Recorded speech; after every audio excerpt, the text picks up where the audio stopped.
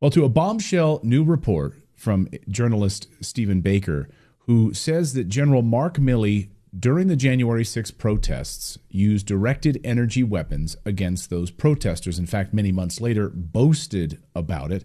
Directed energy weapons to break up the protests. How exactly do these work? This is a stunning admission. And Steve has been working on this report for, I believe, 2 years of journalism to get to the bottom of this. And Steve Baker from Blaze Media joins us now. Steve, welcome back to the show. Great to see you. Good to be here. Thanks for having me back. My pleasure. This is a stunning report, and when I saw you first posting about this, I was shocked. Can you just walk me through the pieces of this and how these directed energy weapons were deployed against these protesters? Well, here's what we don't know. Let me start there. We don't know to what extent they were used, at least on the DoD side of things. We do know that LRADs, or the audio versions, were in fact used by the United States Park Police.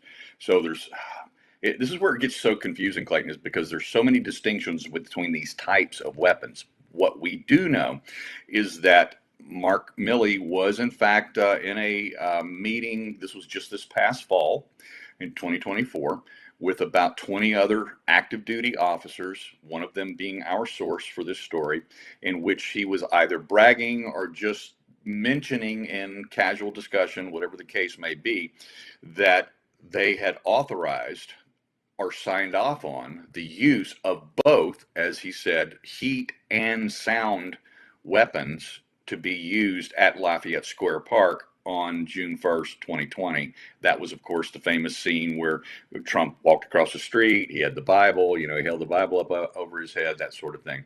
We've got confirmation from a Department of Interior IG report out the police version of these audio weapons being used.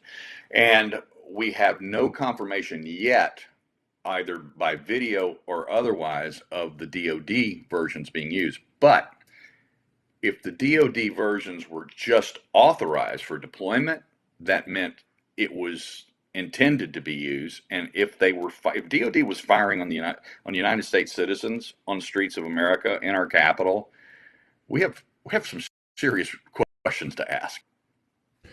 Right, and so to be clear, these weapons were used, according to your reports, in June of 2020. Do we have any evidence at all that these may have been used in any capacity on January 6th? Part 2 of our story is going to address that. I don't mind going ahead and telling you right now that we are going to provide evidence of the same type of system that was used by United States Park Police was in fact used on January 6th. We have the video evidence of that, and we'll be presenting that. Wow. Well, that's unbelievable. And so let's talk about some of these heated weapons here, because I have to say, when I read your report, I kind of got up in the middle of the night and I kind of had a moment, because 11 years ago, when I worked at Fox News, we covered a report about these new DoD directed energy weapons that were being developed. And they invited the press to kind of come and test them out. And my colleague at the time, Peter Ducey, got to try these out. And he talked about how incredibly unpleasant they were. I just want to roll this tape from 11 years ago. Forgive how young I look. Watch. The U.S. military revealing its brand new crowd control instrument that could also protect U.S. ships from pirates, the very intrepid. Peter Ducey volunteering to test this thing out, Allie. And no, he was not the guy doing the shooting. He was actually shot at, and Peter's going to tell us what it felt like and show us that moment. Peter, take it away. Allison, I'll tell you first that I learned this week firsthand. Non-lethal also means not pleasant. Look at this. You can't see it, hear it, or smell it, but it makes unruly mobs do this. So is that the same thing we're talking about here, Steve? No, there's actually 3 different types of these directed energy weapons that we are going to be revealing through this series on that topic at the Blaze. The first type is the type that very young Peter Ducey introduced right there. Now, there are actually YouTube videos going back decades of DoD actually showing videos of these being used, even Congress members allowing those to be demonstrated upon them. And the same exact reaction that Peter had in that video, they had as well. So these are pulse RF frequency microwave energy bursts that are delivered for just a couple of quick seconds. It heats up the outer layer of your skin. It gets very hot, very uncomfortable, very quickly. They can be used in battlefield situations. They can be used for riot control. We have seen those used in various locations around the country over the years. Now, the audio versions are not quite as painful in that manner, but they're so intense and so loud, and the right frequencies are being used that creates literal pain in your head and in your eardrums, and it creates the same effect. It creates confusion, pain, and ostensibly, and the intent is for the riotous behavior. Those behaving riotously, they are forced to run the opposite direction. We also know now that, of course, we've heard a lot of news lately over the last few years about this Havana syndrome type weapons that are being used overseas against our State Department, our intelligence community, that sort of thing, our foreign affairs operatives that work overseas, legitimate jobs that our government performs overseas. Catherine Herridge a week or so ago had a big reveal about that. She had a CIA whistleblower come out talking about these, what they call anomalous health incidences related to Havana syndrome. So that's a second class of these DEW weapons. Then we have what we're defining. This is the blaze. I know the scientists are not going to like me for we're categorizing it ourselves just for public consumption and to make it easier, because it gets really esoteric on the science side of things. But the third class, or what we are learning from our sources at both DoD and inside the intelligence community, are a class of what they're called agitation weapons. Now, these are not the big truck-mounted weapons like you saw hit Ducey with that blast of radiation that heated up his skin on one side of his body. But these are backpack size. The miniaturization has allowed the capability to produce sufficient energy that an individual, an operative, can wear these in a backpack. The antenna can be mounted in the breastplate of their body armor, and then they can send over RF frequencies that can be highly attenuated to affect certain organs in the body. So, and I do everything in my power to actually make this as easily comprehensible as possible, both for myself and for the audience.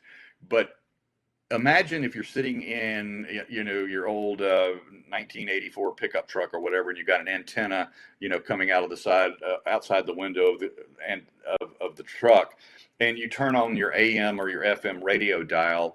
And the reason why you're able to hear that and those radio frequencies don't affect us is the AM and FM frequency range do not affect the human body, but that antenna resonates to those frequencies and then sends them down to your radio, which interprets that, and then you can pick out the specific frequency and you can hear the music or the talk radio, or back then Rush Limbaugh and in 94 or whatever. And so that is what radio frequencies do. What scientists have discovered, particularly in the Defense Department, not only our own, but also overseas, this technology actually began in the Soviet Union. They were tip of the spear. They were on the front line of this, going all the way back to the 50s. They were working on what's called psychotronic weapons. Psychotronic, not psychotropic, psychotronic weapons. These were radio and or audio weapons that would identify what organs in our body responded to certain radio frequencies. And then it was the matter of delivering that. So this is where we get into Havana syndrome as well. That's why these people that have been subjected to and have developed these AHIs, or anomalous health incidences, have long-term damage, either confusion, memory loss. Some of them cannot even remember being in State Department service anymore. They don't even recall their time in service. These are being directed at our best and our brightest. They're not being directed at the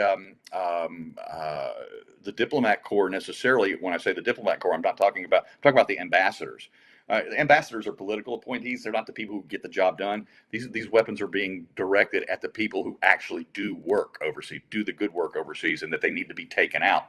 And so now we're getting into the agitation weapons, which are the smaller miniaturized version, which have been developed for both battlefield and also for close quarter urban conflict, riots, where they can actually create behaviors in individuals by attenuating a very, very tight and certain frequency range that can make your heart resonate. They can stop heartbeats. They can resonate with the lungs at a different attenuation. They can make you have trouble breathing. And the really frightening part is, well, not that stopping your heart isn't pretty frightening, but also they can actually make the different folds of your brain at different frequencies, different folds resonate at different attenuation of this particular frequency range, and can cause confusion, agitation, violence, and hearing voices in your head. And now we know beyond any shadow of a doubt that this classification of these weapons actually exist. And we're not the only ones that have them. And we're not the only ones that have them. I highly doubt that we'd be the only ones that would have these at this point. I have to say, just kind of as a side note here, Steve, I've spoken to whistleblowers who have told me they were about to come forward. These are separate whistleblowers at separate parts of the country. They were about to come forward on a specific issue, and almost at the same time, they were hit with some crazy affliction. And they sort of joked to me, they sort of joked to me that we hear about this Havana syndrome. I'm not so, I believe it now. They were simultaneously hit almost with the exact same affliction, thousands of miles apart in the United States. So I'm not surprised by it at all. And here on this show, conspiracy theories are just 6 month spoiler alerts. But I have to ask you, just on the legal side of this, I mean, I'm not a constitutional expert, but from what I understand, the U.S. Army, the U.S. Air Force, any other branches in the military aren't allowed to enforce domestic laws under the Posse Comitatus Act of 1878. They're not allowed to unless they have authorization by Congress to basically attack United States citizens. So does the Department of Defense have some sort of legal authority to use these directed energy weapons on Americans? Well, I'm going to tell you right now that, like yourself, I don't do UFO tinfoil hat type work.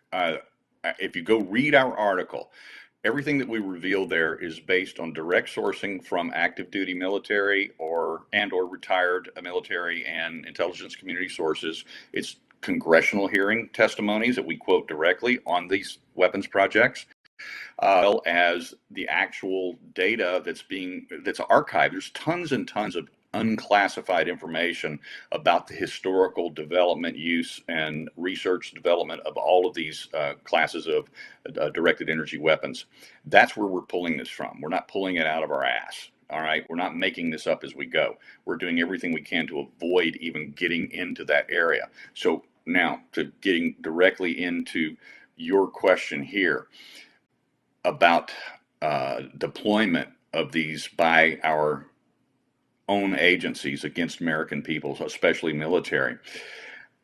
I will challenge you to look up a phrase. In fact, I'll just set your audience off, and if anybody finds anything or anybody wants to contact me or you on that, and I hope you'll share with me the messages. Look up the phrase ostensibly separated from the Army. This is a active duty, well-known phraseology in not only our intelligence community, but also in our special operations, particularly the more dark side of our special operation forces, in which they are working under either an MOU, a Memorandum of Understanding of the CIA in foreign activities, or with the FBI in domestic activities, in which they are ostensibly separated from the Army. or they become temporarily and ostensibly separated. And then suddenly, magically, they're back at their base, just outside Washington, D.C., Belvoir and Meade, and suddenly they're ostensibly reactivated again. So a private military contractor working, in a combat zone might be ostensibly separated from the military. It operates independently of, but then gets absorbed back into the military, so they don't have to abide by the Constitution, essentially. Yeah, they've learned how to do this in foreign actions and activities where we're not supposed to be anyway. I mean, we don't have legal right to be operating in this particular hot spot or zone or whatever it is that our IC community and our special operatives are working in from the DoD. And so just the fact that we don't have permission to be there, they become ostensibly separated for a period of time. Might be for a day, might be for a month or two, but they become ostensibly separated. That where it's essentially just a plausible deniability, a trope is all that is. And then they're absorbed back in legally and technically, and they're back in the Army again. And it's the way it works. And unfortunately, we now know that this is happening here as well. I was going to say, I could understand them trying to pull this off in the Congo, but Lafayette Square and on the mall at Capitol Hill is maybe not going to fly with members of Congress. Have you spoken to any, you can tell me, or you can not tell me on the record or not, have you spoken to any members of Congress about this, whether or not they plan to hold any kind of investigation? No, we have, as a matter of fact, I was just in 2 congressional offices this week on Tuesday. I was up in D.C. for January 6 affairs, the four-year commemorative events and things of that nature. Participating myself, as you know, it was a grand up yours to the Department of Justice for me to be sitting in the press gallery inside the House chamber during the certification of the Electoral College vote on Monday. And then Tuesday, I had meetings with congressional staffers and congressmen on this particular issue. Well, Steve, amazing work. I know it's been a whirlwind for you, and I'll be respectful of your time and get you out of here. We'll be looking for the second piece of this story. Can you let us know when that's about to drop? As it was with the first part one, they put us through multiple layers of editorial review on a story like this, and then it gets triggered by legal as well. So I had anticipation that the last one was going to come out a few days earlier than it actually dropped. So if I predicted, I might be wrong, but it would be, my hopes are that probably by the first of the week. Great. Well, unbelievable work here, Steve. Thank you for this, and thanks for the great journalism as always. We appreciate it. Thanks, Clayton.